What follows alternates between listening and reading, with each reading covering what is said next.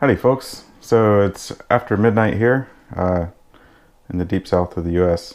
And I'm in my pajamas.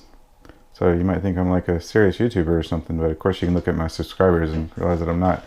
But no, I'm just excited about this project. So this is sort of a 75 millimeter whoop. Kind of built it sort of after my Yashin trash can. This guy here. So this was my original, my first 2S 75 millimeter whoop, and eventually converted it with a naked Vista. And originally it had a DJI OG cam on there. Right now it's got the Caddx Nebula Nano Pro.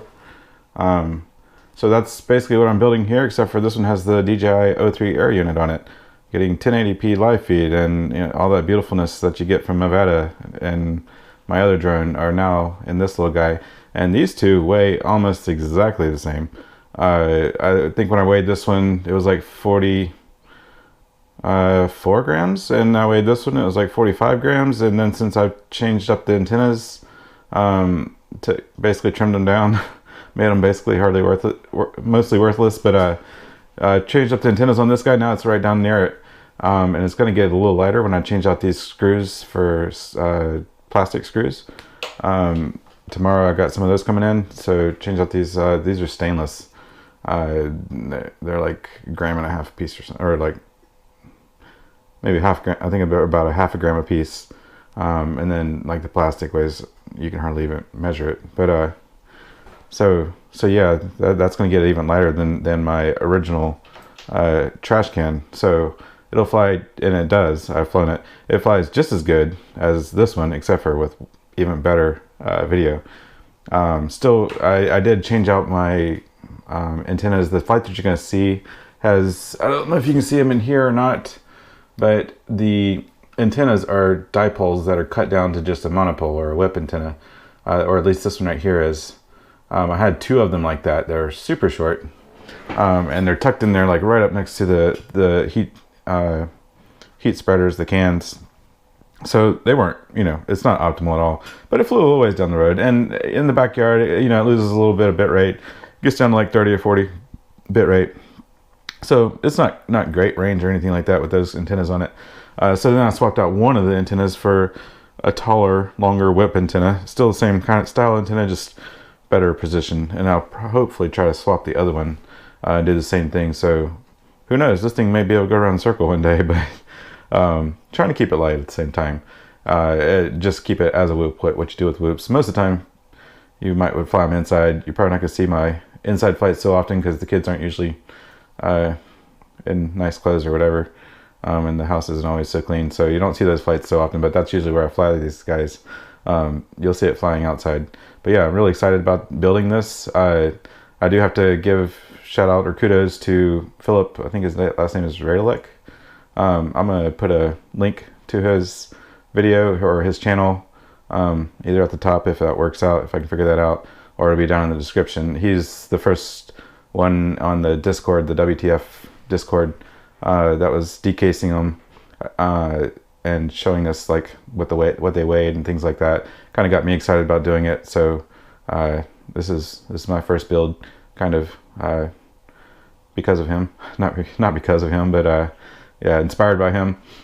So, and he's also like giving pointers on things that weigh a lot, like even these props. He was like talking about how heavy they are. I went and weighed them, and sure enough, I could save like 1.5 grams by going to 3-blade gym fans. So, but right now I like the red, so, and it works. I might eventually change them out, just go a little lighter, but I tend to go a little bit for looks more than lightness.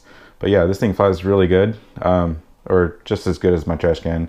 Some people might be used to like lighter whoops, but this is what I'm used to, and it flies just like I want it to, with all the beautiful video. No overheating problems yet so far. Once you get air moving through these things, I really feel like when you put the big case on it and heatsink grease and all that stuff, that stuff isn't like, it's not the best conductor. It's not metal to metal, it's not it's still got, it's going to take a bit to go through that. Like, it's like kind of almost like going through plastic. So whenever it's wide open like this, and you still have, that's the other thing, I kept the heat spreader, one of the heat spreaders on the side that has the E3T chip set on it. I kept that guy on. It didn't seem to, I still came in around 12 grams for the Vista. I mean, not the Vista, the O3 AirUnit, just the AirUnit, not the camera. So it didn't seem like I was losing that bad by keeping that on. Maybe in another couple builds, I'll start taking those off just to see, or if somebody else is doing it, just to see if that's, if it can handle that. It probably can. I was just being a little conservative with this one. Anything else before we get onto the build of it? I do have some clips. We'll see how that goes.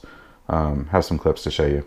One other thing, whenever you go to see the flight footage, I am flying very bad with that flight footage, and it's because I changed radios. Going from the DJI radio, which I love, the RC1 DJI radio, is super light gimbals, smooth. Going to these other, like to my TX12, the gimbals were not light, especially like the vertical ones. When you like just trying to get over the bump compared to the side to sides, I've had like up the side to side movement on both of these to try to get it to equal the up and down, even with it loosened, even with the up and down loosened as far as it can go. I've had to tighten the side to side just to get it to equal that. So you'll see me kind of struggling, just kind of jerky flying, because I'm just trying to get used to these gimbals. So I also replaced these gimbals with the nice CNC gimbals, the AGO1 minis. Basically doubled the price of this radio. They cost just as much as the radio. That was mostly because I'd played with the other gimbals, and so I felt like I needed to replace them. Still, these are the same way. They're still tight. So I'll be looking for some soft springs for these, hopefully in the US or something easy to order, or else I might have to wait. And by the time I wait, I'll probably be used to these gimbals. So who knows? I also put some steel rods. They're about that long. I glued them into here, so it makes it heavier, and it also makes it where it basically balances just like the DJI RC1. So just trying to make it feel like an DJI RC1. So yeah, you see that in the video of my flying. Won't be that great. It's because I'm learning a new radio. So anyways, let's look at this construction footage of the drone. So the first thing to do, of course, is unscrew the parts that hold on the antenna. So that's pretty easy. Pop off the UFL connectors. It's going to take a little bit. You just wiggle them, pop them up, try to pull them straight up. Come off pretty quick.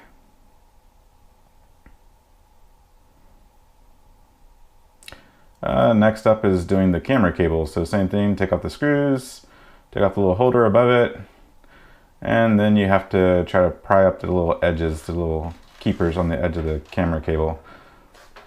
But it comes off pretty easy. And then next you take off all the screws all the way around it and start trying to pry off the lids. You see the goop. So there's a cable. This is going a little fast. The cable is really hard to get off because it's glued on. It's like a hot glue. So you use a razor to kind of cut through the glue, and then you can pop that connector off. That's the cable going in between the two boards. What you just saw there was kind of fast. Anyways, that was popping off the SD card. I should have made that a little longer.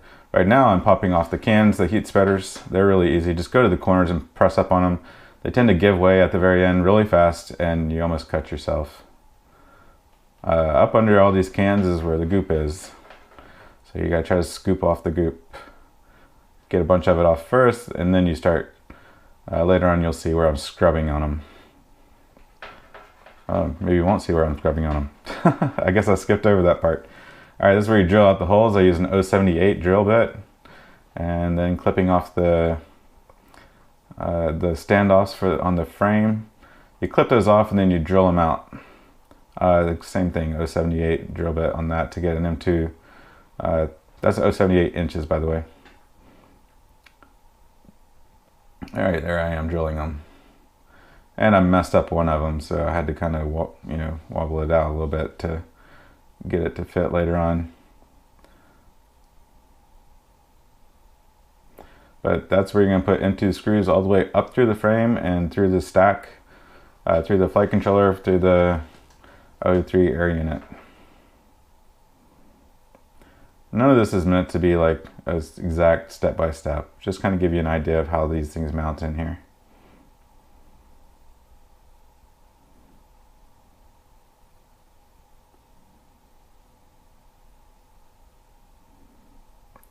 Pop the screws in. Now, first time I did this, I put nuts on the bottom to hold those tight, and that's what you're seeing right here. I've removed those nuts, and the nuts are now, or they're plastic nuts now also, on top of the flight controller. They hold the flight controller down on there, and that was to get the flight controller lower. I didn't want, those nuts were holding it off a little way, so get the flight controller lower. So here's where I'm just soldering on the TX and RX. I put them on the R1 and T1 of that flight controller. It's the Beta FPV F4 flight controller. Nothing special there. It's normal, what you're used to doing. Really not sure why I included this part. I think this is a messed up spot. I missed something in there. I guess it was when I was scrubbing. You didn't get to see me scrub out all the blue stuff, so. Alright, here's where we're removing the back of the camera. You just take out the two back screws, not the ones you used to mount to the frame, and then you pull it apart. And off she comes. Pop off the cable, using the same kind of method you use to pop the cable off the AirUnit. Just pop up the edges. You don't have to take this off, but just kind of let you see the cable. Now, I butchered the back end of this. This is actually made out of aluminum, so it was a little hard. I butchered the back end of it and pulled the cable out. Now, you might be able to just push the cable through like on the old AirUnit. There's 4 screws holding the camera to the front of the housing. You just undo those 4 screws, and then you can push the camera out. I had to push it kind of by the lens. You'll see that. I just kind of push my thumb on there and pop it out.